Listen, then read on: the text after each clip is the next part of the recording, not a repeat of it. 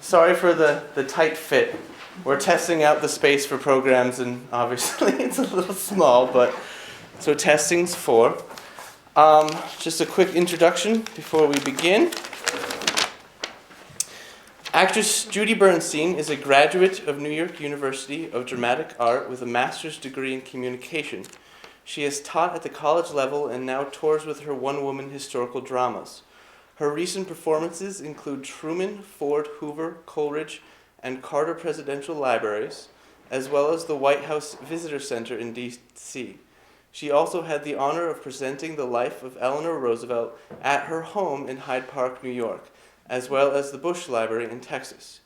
Today, Judy Bernstein will assume the role of Mr. James West, Chief Usher of the White House during the Kennedy administration, and now Judy Bernstein and the dinner at the White House.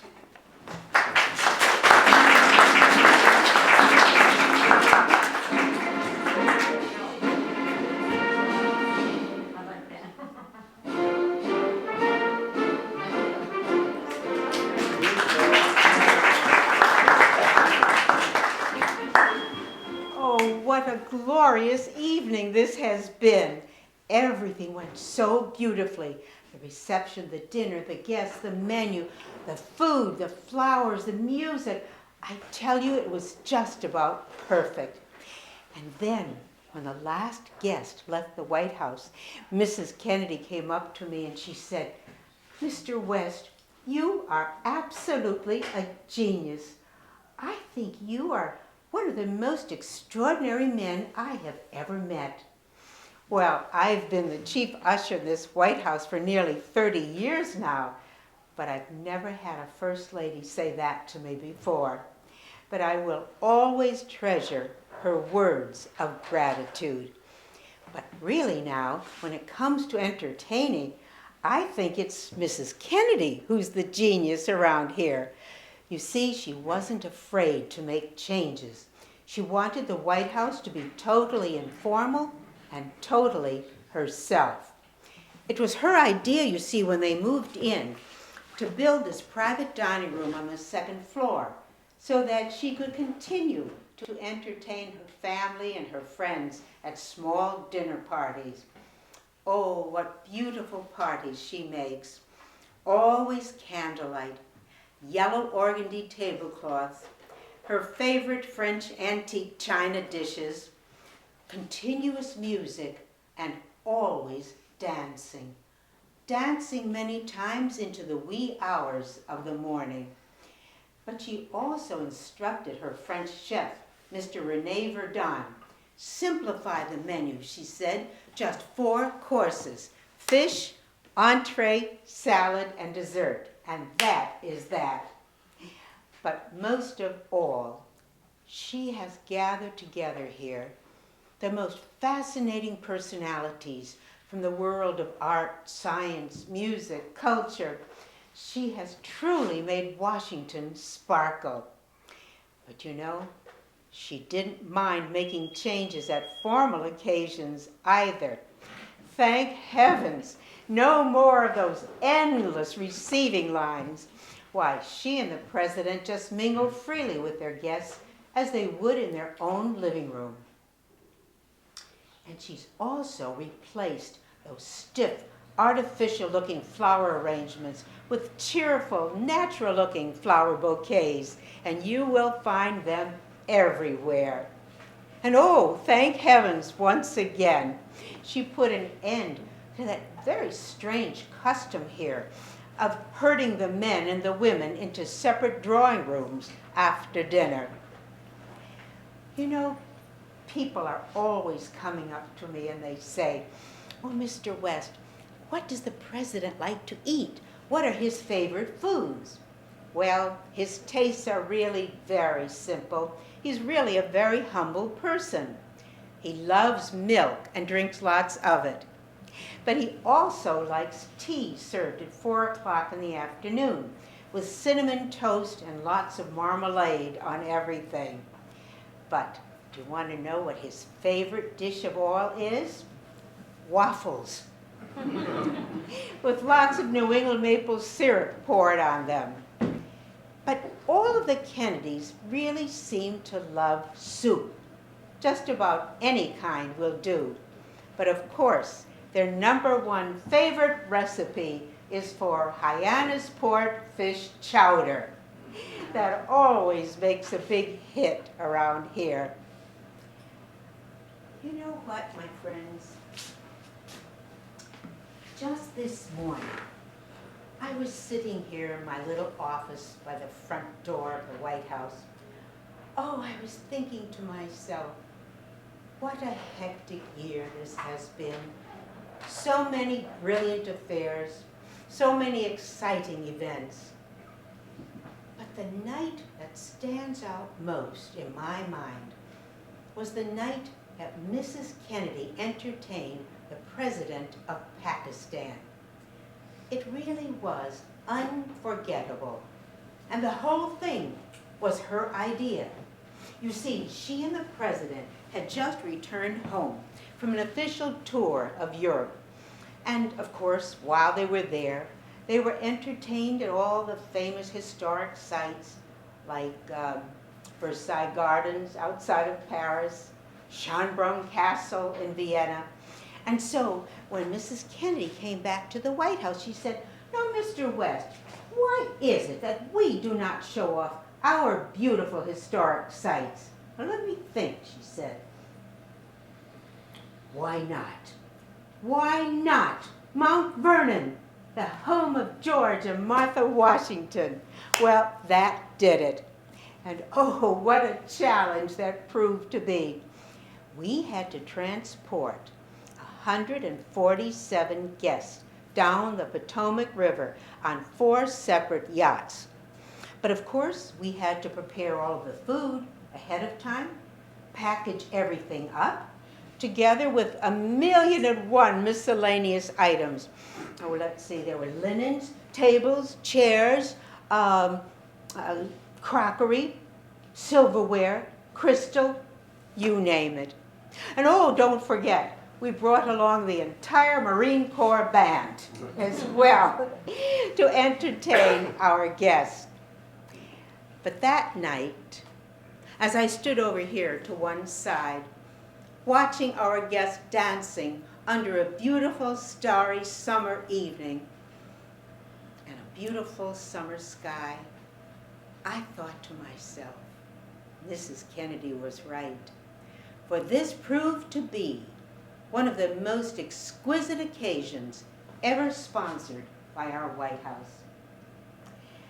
Well, of course, then we had to clean up, pack up, get everything ready to bring it back to Washington. But in the midst of all of this hectic activity, I stopped, I paused. I looked up at the beautiful home of George and Martha Washington, and I thought to myself, now how in the world did they ever manage to entertain those hordes of guests that descended upon their beautiful home without any of our modern conveniences, not even transportation? Well, I suppose my curiosity got the best of me, and the next thing I knew, I was up to my elbows in stories and anecdotes and recipes and menus galore. I even discovered that Martha Washington had written her own cookbook. She called it Rules for Cooking, with 500 fascinating recipes. Though in those days they were not called recipes. Does anyone know what they were called? Receipts. Receipts, that's right. And oh, I think the most fascinating one of all is called How to Souse a Rock, which simply means how to salt a fish to preserve it. You know, Martha always liked to use just 3 courses for her dinners. Now that doesn't sound like very much to eat, does it? Until you discover that each course consisted of 20 dishes. Now the first president's house was located in New York City, number 3 Cherry Street in Manhattan. Oh, it was a grand house, handsomely furnished. and everything went along beautifully, for they had a wonderful steward. His name was Samuel Francis. He owned a popular tavern. It was called Francis Tavern. And believe it or not, it still continues in Manhattan to this very day.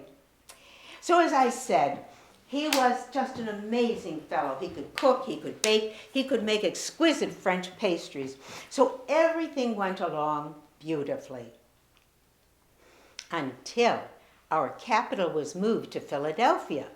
Well, now the Washingtons had to find a new cook, and they just couldn't seem to find the proper person. It wasn't as if George was a very fussy person. He was really a very humble gentleman. He liked to say, "My manner of living is very plain. A glass of wine and a bit of mutton are all that I require. However, I am rather fussy about one particular quality, and that has to do with punctuality. Now, if any of my friends should arrive tardy, I simply say to them, 'My dear friends, I have a cook who does not ask whether the company has come, but whether has the hour come.' I find I needn't have to say it again." But they still had the worst luck and could not find a proper cook.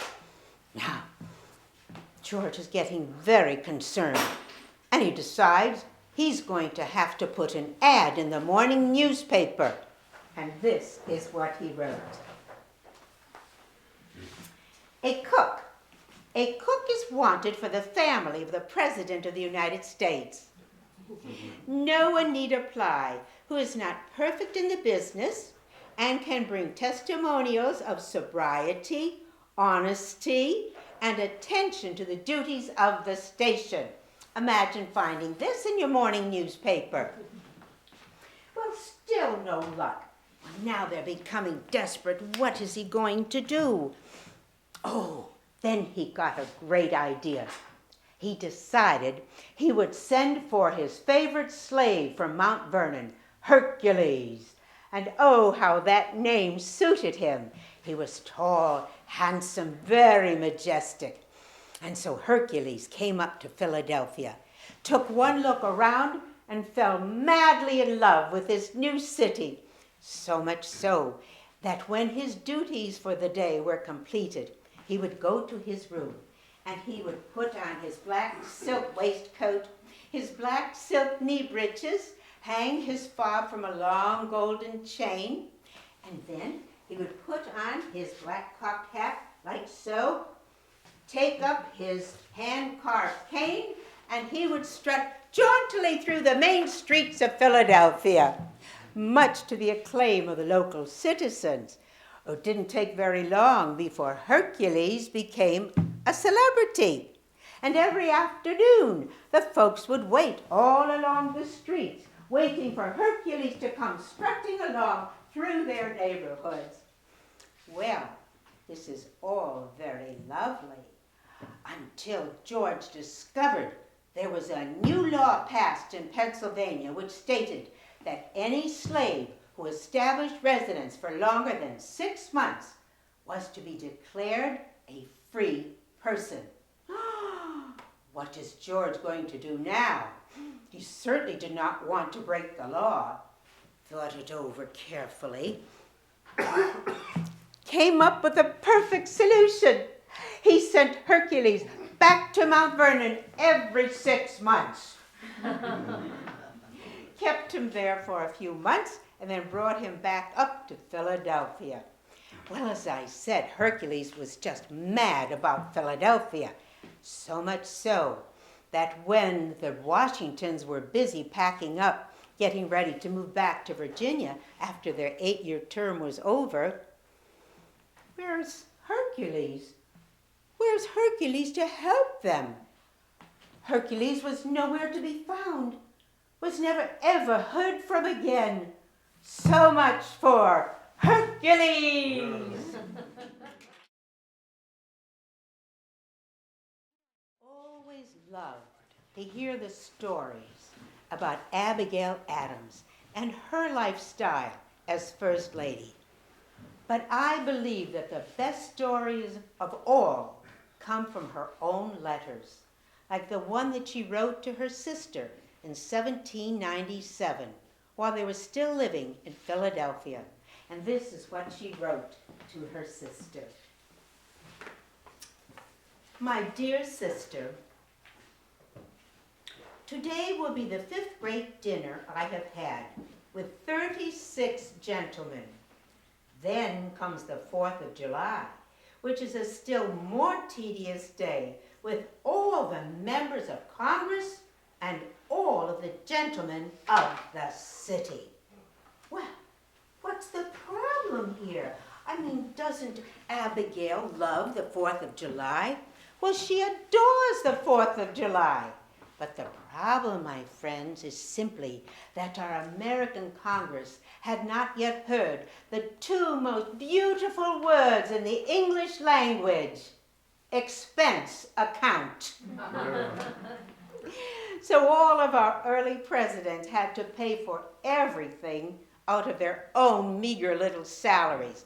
All the maintenance of the president's house, the furniture, the food, the wine, the clothing, entertainment servants, everything had to come out of their nearly empty pockets.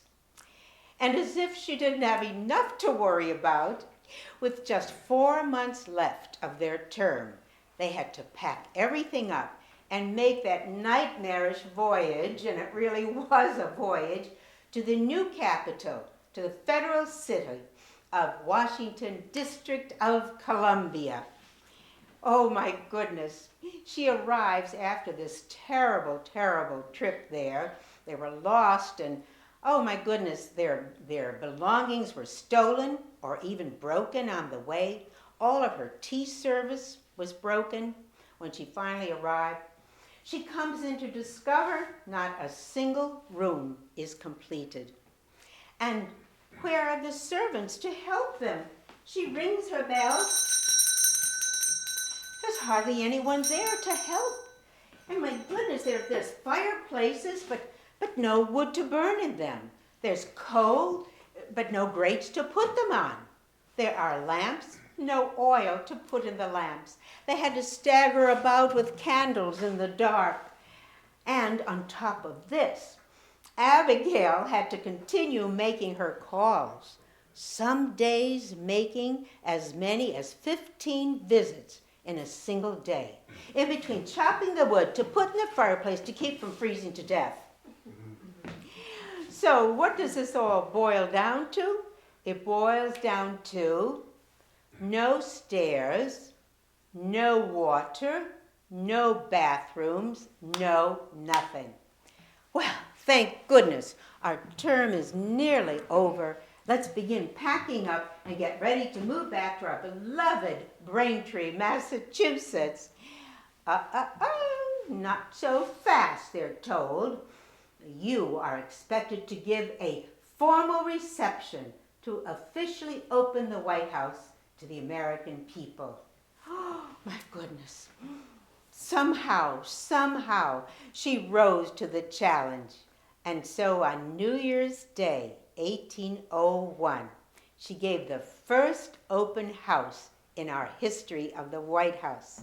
And it was a lovely reception. She served tea and coffee, wine and punch, fruits, jellies, trifles, tarts, and cakes. And the American people were enormously impressed with this new president's house. Oh, thank goodness. Now we can finish our packing and move back to our beloved farm in Braintree. Not so soon. You are expected to give a formal reception, a farewell reception, for the members of the diplomatic corps. What is she going to do now? Her cupboards are bare. Her pockets are bare. And just then, an absolute miracle happened. And it came in the form of a dear friend, Captain John Hay. He had just returned home after a very extensive tour of Europe. And he wanted to bring Abigail a little memento of his wonderful journey. He arrives at the front door of the White House with a 114-pound turtle. I'm certain it was the most appreciated turtle soup ever served in our nation's capital. And it came not a moment too soon. Well, I'm thinking about a very, very special dinner that we had just recently, let me tell you.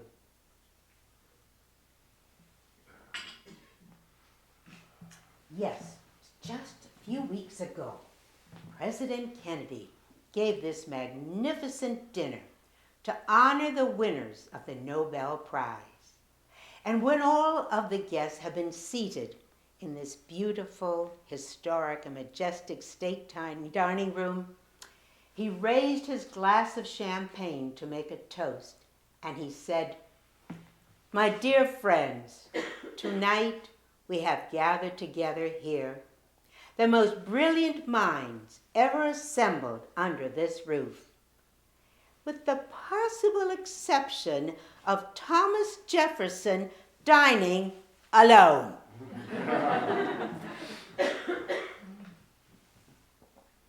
And oh, how true, how true. For Jefferson really was a Renaissance man, a man for all seasons, and I believe probably the most intellectual president we have ever had in the White House. Now, while you might agree that that is true, he probably was the most intellectual president, not too many Americans realize that he made great contributions to our culinary history. He really brought about a change, a diversity in the American diet. For you see, he had this golden opportunity as our treaty commissioner to Paris and other major cities of Europe to sample, to observe, and to try out all sorts of new customs and manners of dining. But the best part of the story is that he took the time to meticulously record all of his impressions, all of his mementos, of all of the different samplings that he was able to do while he was traveling from one city to another.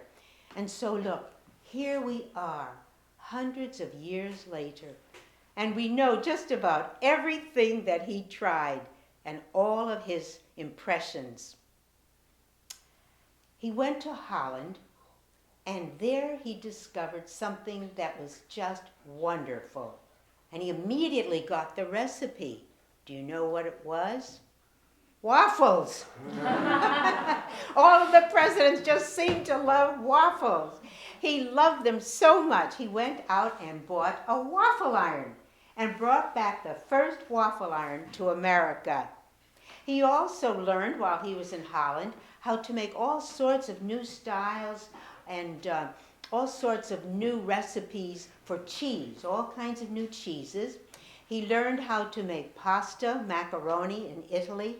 In France, figs from Marseille, all sorts of teas, chocolates, oranges, anchovies, all wines, vinegars, oils of all sorts. And he meticulously recorded all of these impressions. So we have them to read to this very day.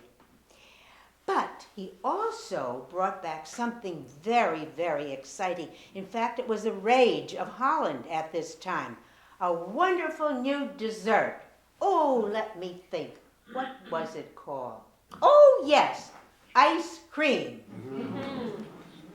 Forget Dolly Madison. It was Thomas Jefferson that brought back the recipe. And he also brought back something that hardly any Americans had ever heard of. Do you know what it was? Vanilla. Okay, now he's sworn in as our third president. He's wearing his everyday black suit, goes across the street to the boarding house where he was staying, takes off his jacket, sits down. He's the president. Now, oh my goodness, What a big change in the social style of Washington. Oh, no more levees and drawing rooms and huge receptions. No, no, no. He wanted everything small, simple, intimate. Perhaps no more than 10 congressmen at a time. The first thing he ordered was a round table. Why do you suppose that was so important? Because at a round table, everyone is what? Everyone is equal. There's no rank, no status. Okay, that's the first thing he did. The next thing he did was this. No more of it. No more bowing. He was the first public official to shake hands. And if he wanted to invite you to dinner, he'd write out a little note to you in his own hand and sign it T. Jefferson. He was one of the people. Now, not everybody approved of such egalitarian behavior. When the British ambassador, Mr. Merry, came to Washington to present his credentials to the new president, he brought along his wife, Mrs. Merry. Trust me, folks, they were anything but merry. They knock on the door opens. Oh, they're shocked. Who opened the door? President of the United States. Before they could get over that tremendous shock, they look down, and there's the president, and he's wearing old, torn, dirty bedroom slippers. Mr. Merry grabbed Mrs. Merry's hand. They flew down the steps of the White House. They were never, ever so insulted. But you know, there was a wonderful senator, Senator Plummer from New Hampshire, and he writes in his diary what it was like to have dinner with the President of the United States. He said, we sat down to dinner early in the afternoon. It was about 3 or 4 o'clock in the afternoon. Why so early, do you suppose? Because it's still light outside, and also the fires were still burning brightly. Well, he said, it was a wonderful dinner. We rose at 6 o'clock and went into another room to have our coffee and dessert.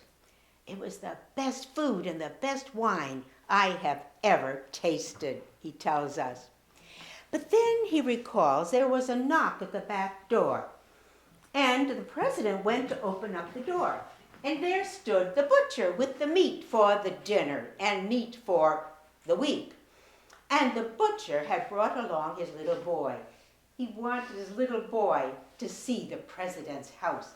The next thing they knew, the butcher and the little boy were seated with the members of Congress. I have a feeling it was a most unforgettable dinner.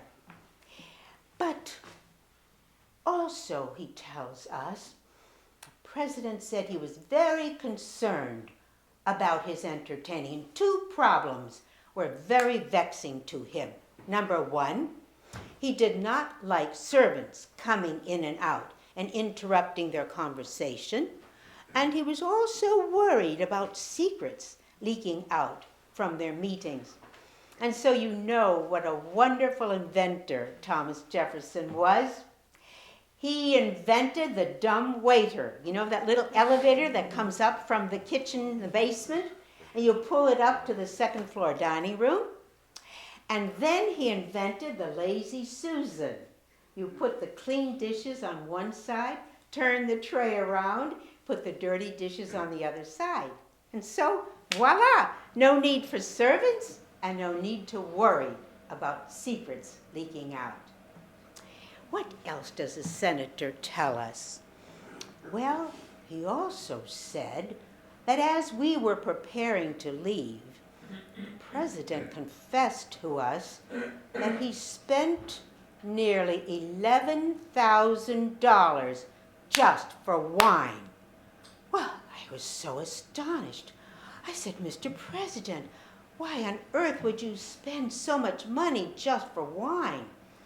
Well, he looked at me very strangely and he said, my dear sir, don't you understand? wine is a necessity of life. And he meant it. Well, now, I want you to remember, yes, we'll agree, he was our most intellectual president, but let us always also remember that Thomas Jefferson was the greatest connoisseur of fine foods and wines we have ever had in the presidency.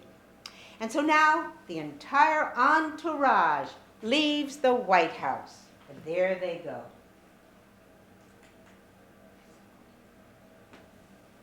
But look, there's still someone there waiting to welcome us.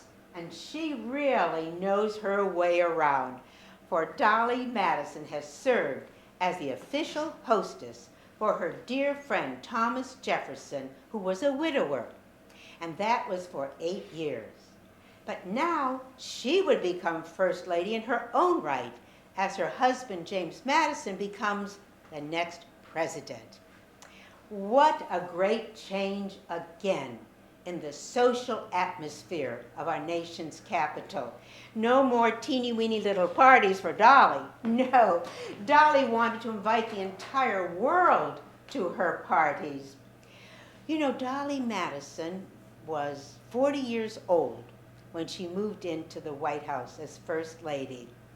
Did you know 40 was considered quite old in those days, especially for a woman? But she launched a program of social activities that would make your head spin. She had tea parties, lawn parties, drawing rooms, musicals, levees, parties, dances, balls, you name it. She even started the Easter egg rolling contest on the front lawn of the White House, which continues as an annual event to this very day. But the thing about Dolly was that she was not a snob. She truly cared more about people than politics, and she wanted to be the First Lady of all of the American people. But certainly, the most amazing experience of her entire life took place during the War of 1812, when the British soldiers invaded our nation's capital, and they threatened to burn down everything. It was August, yes, it was August 24th, I believe. And here's Dolly in the dining room. She's just sat down to have her supper.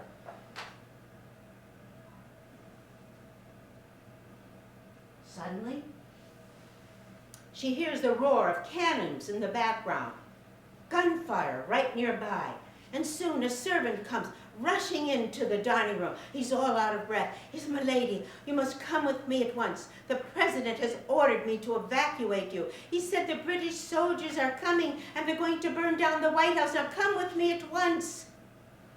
She stood up coolly and calmly, and she said, "I will not leave these premises until I am good and ready to do so. Now you listen to me.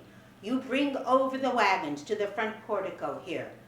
I would not dream of leaving without our precious possessions. Let us gather up the president's papers. Let's pack those in carefully.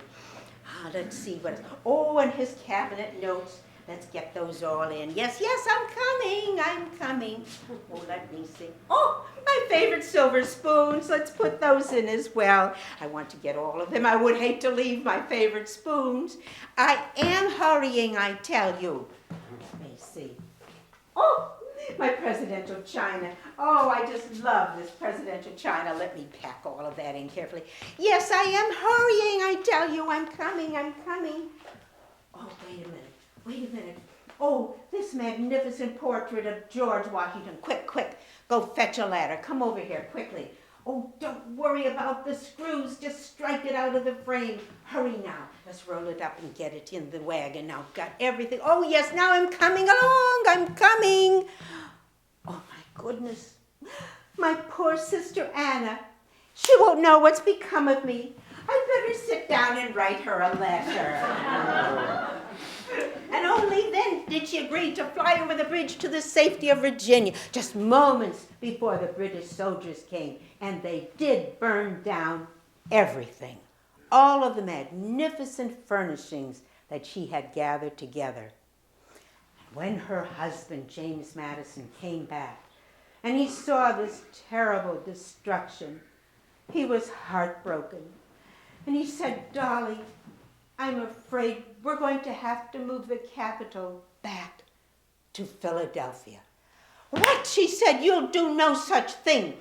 The capital of this country is in Washington, D.C., and so it shall remain." And so it has to this very day, thanks to Dolly Madison.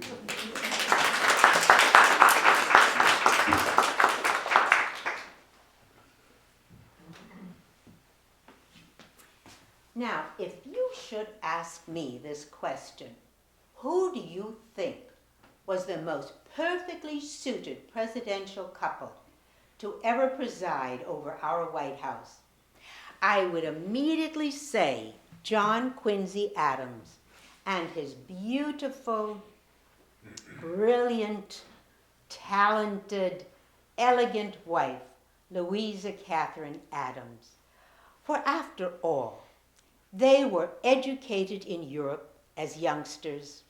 They were sent to the best schools possible. They mingled with the famous, with the intellectuals, with the high and the mighty of the continent. They dealt with royalty. They were entertained in palaces all over Europe. Why, my goodness, it almost seems as though they were born to play these roles of President and First Lady.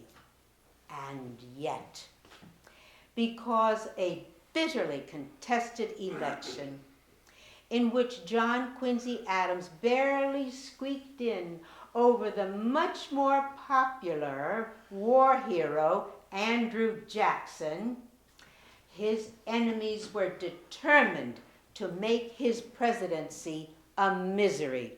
And they certainly did succeed. And what a shame, because John Quincy Adams came in with a brilliant agenda that would have improved the quality of life for all Americans. And yet, his enemies blocked his every proposal. And his poor wife, Louisa Catherine, she tried so hard to be the perfect hostess. She welcomed everyone to the White House, whether friend or foe. And she also made a very modest little salon to make her guests feel more comfortable, more at home. Oh, how her enemies raged and ranted. "Look at her extravagance. Look how she wastes the taxpayers' money." And then, lo and behold, when her husband bought a little billiard table for $50 to play billiards with his children, all pandemonium broke loose. They accused him of turning the White House into a gambling den. Well, finally, their 4 years of misery were over, and they were overjoyed to return back home to their beloved farm in Braintree. But even though John Quincy Adams was retired now, he still felt the problems of his country keenly, worried about America. And so he swallowed his pride, came back to Washington as a congressman, not even a senator, and served for 17 more years with the greatest distinction possible. As a matter of fact, he took his last breath on this earth, giving a passionate speech against slavery. He collapsed, fell to the floor, and died right there on the floor of the House of Representatives. But you know, there's a very touching last chapter about his life. He would walk to the Capitol each morning, even though he was quite feeble at this time. No time for breakfast, no time for food, forget about the food. He would take a few pieces of dried bread and he would tuck them into his pockets. And throughout the day, he would nibble on these little pieces of dried bread, come home late at night, having had no other nourishment whatsoever. His heart and his soul were devoted to his beloved United States of America. John Quincy Adams.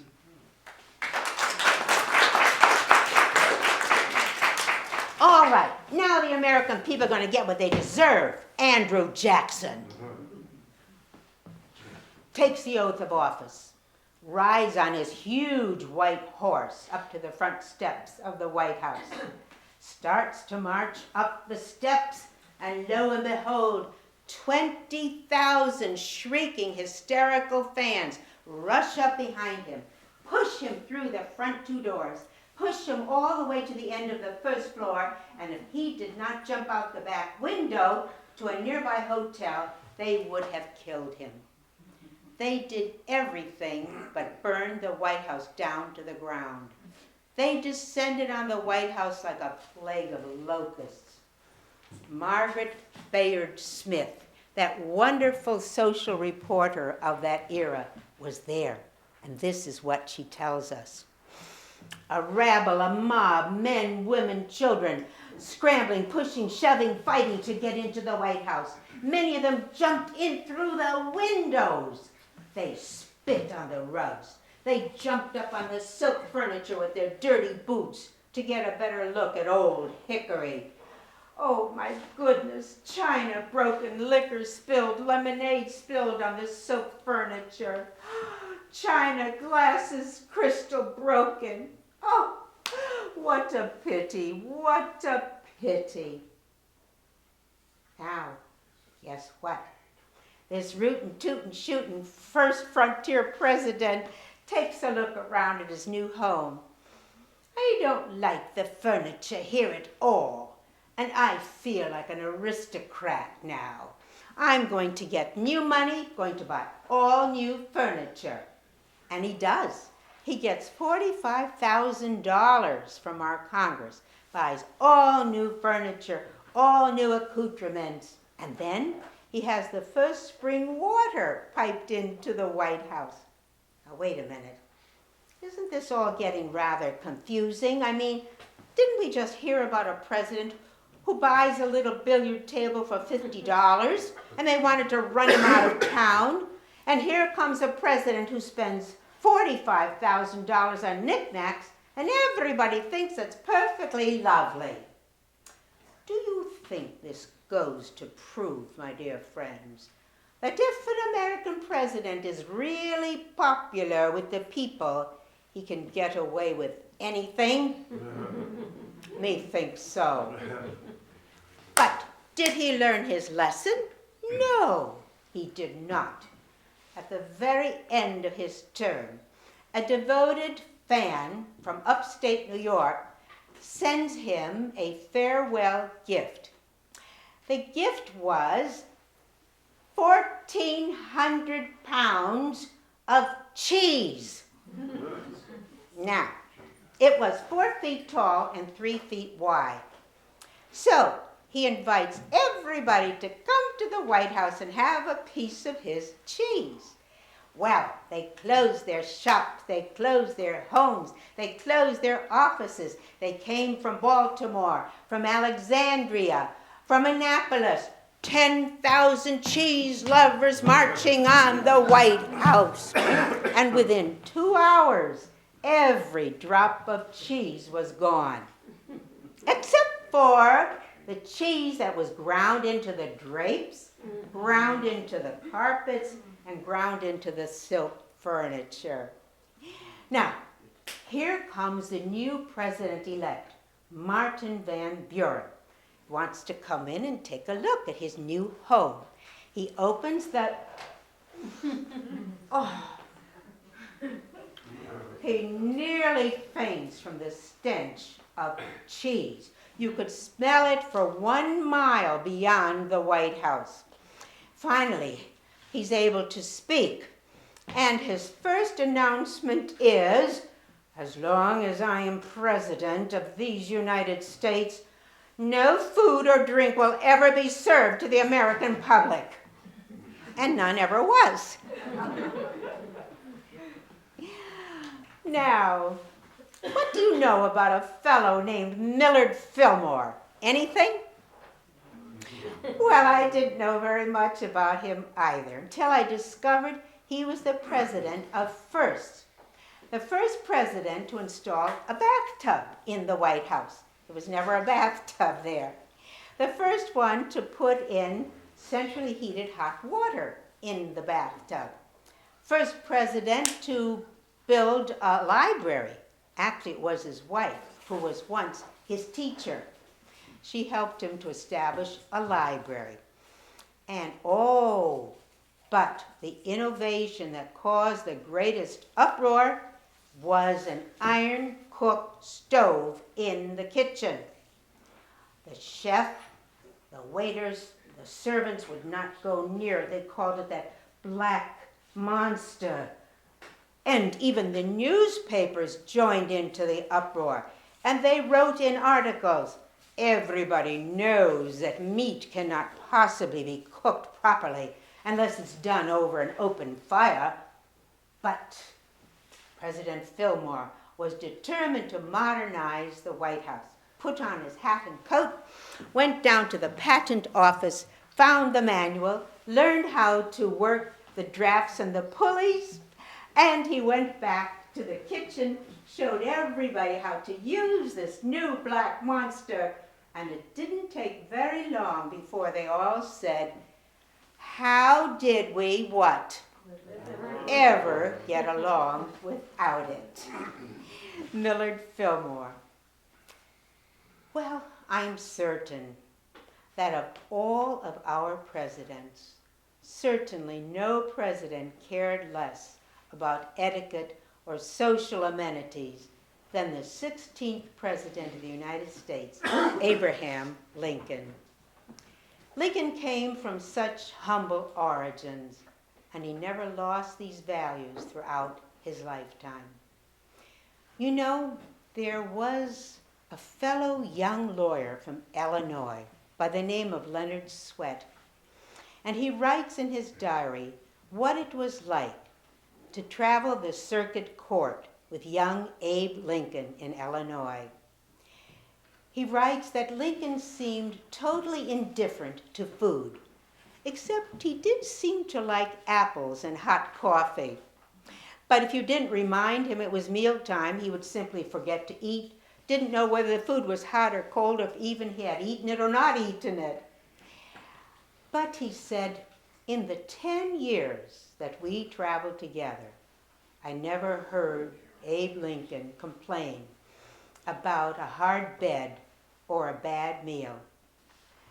Except one time, I do remember, a waiter handed him a cup of something. Lincoln tasted it and he said, oh, my dear sir, if this is coffee, could I please have some tea? Or if this is tea, could I please have some coffee? You know, it's quite ironic that both Abraham Lincoln and Mary Todd, his wife, had their roots in Kentucky, but yet they came from totally different worlds.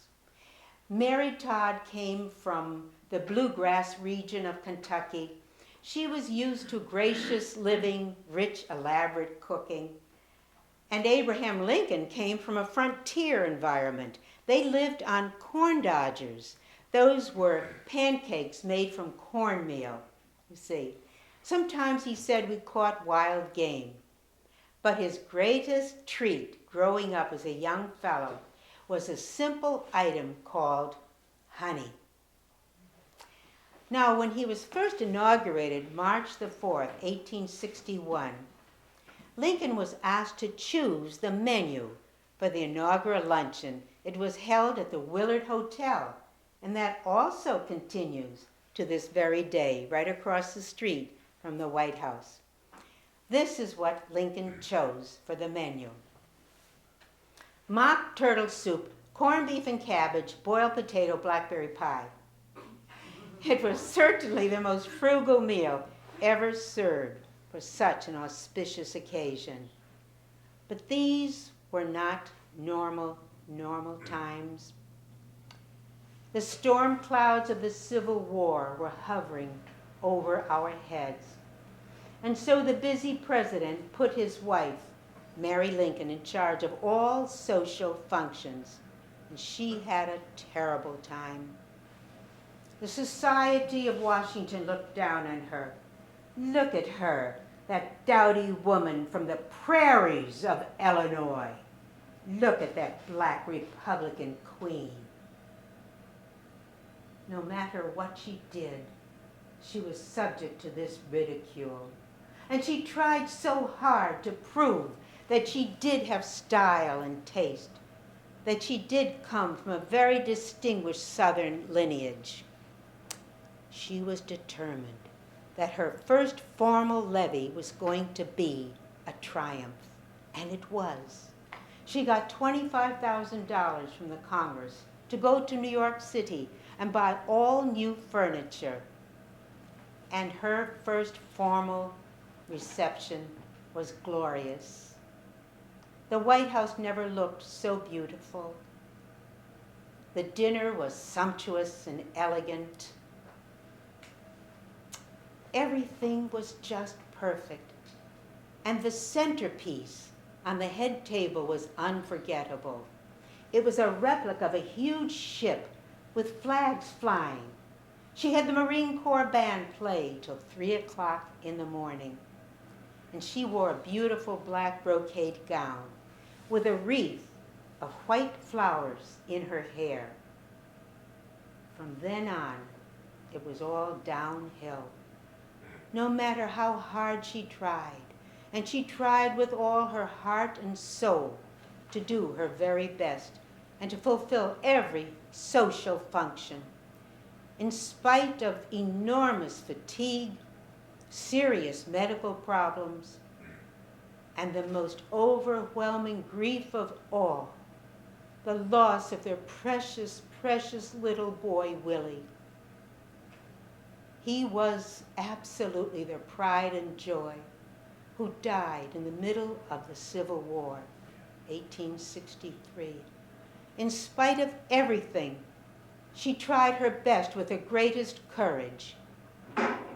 She even went on to arrange for a second magnificent inaugural ball, March the 6th, 1865, though her husband was not to live much longer. There was a reporter there that night from the New York Times, and this is what he wrote. The President and Mrs. Lincoln were evidently trying to throw off their cares for a time, but with rather ill success. Oh, the President looked so old, so worn and weary. Yet he seemed pleased and gratified as he was greeted by the American people. He wore a plain black suit, yes, and he had white gloves on his hands. I suppose that all of us take the holiday of Thanksgiving quite for granted, and yet it was not proclaimed as an official national holiday until Lincoln issued his proclamation in the middle of the Civil War, asking all Americans to stop this bloodshed, brother against brother. Stop this terrible slaughter. Stop and pause and express your appreciation and your gratefulness for the countless blessings that we enjoy living in this glorious country of America. This was the proclamation. I invite my fellow citizens in every part of the country and those who are even sojourning in foreign lands to set apart and observe the last Thursday of November next as a day of thanksgiving and praise to our almighty and beneficent Father. Signed, President Abraham Lincoln, 1863. But you know, my friends,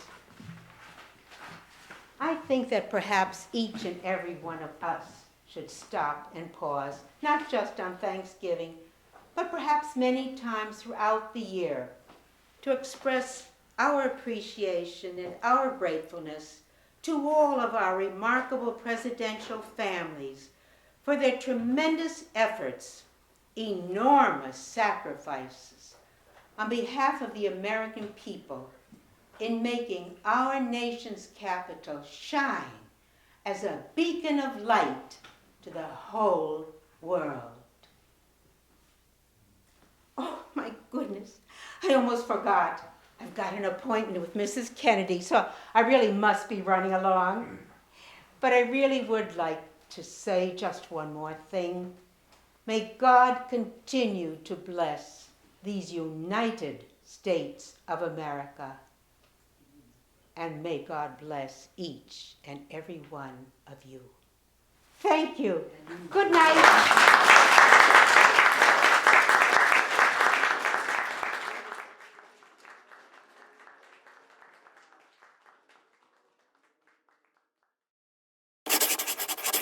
Support provided by Easton Community Access Television.